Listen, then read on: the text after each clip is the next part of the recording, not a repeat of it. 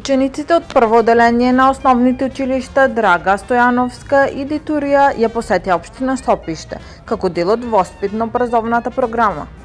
Градоначалникот Стефче Трпковски ги прими учениците, им посака добре дојде и им се заблагодари за посетата. Тие имаа можност да го разгледаат неговиот кабинет и да се запознаат со работата на локалната самоуправа. Јавното предпријатие Комунална хигиена Скопје информира дека за изминатото деноноќе отстранети се 50 кубни метри отпад од диви депонии на локации во општините Ѓорче Петров и Чаир. Интервенции се спроведени на улиците Борис Сарафов, Ѓорче Петров, Македонска војска, булевар Втора македонска бригада, улица Џон Кенеди и булевар Никола Карев. Универзитетската клиника за психијатрија Скопје ќе го одбележи Светскиот ден на менталното здравје на 10 октомври со почеток од 10 часот на плоштадот Македонија. Овој јавен собир има за цел да ја подигне свеста за важноста на менталното здравје, особено во работната средина.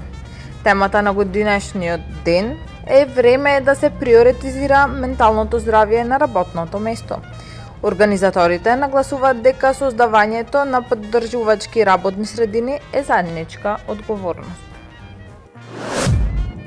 Советот на општина Карпош одлучи да зголеми месечната претплата за згрижување на деца во градинките од 1490 на 2000 денари.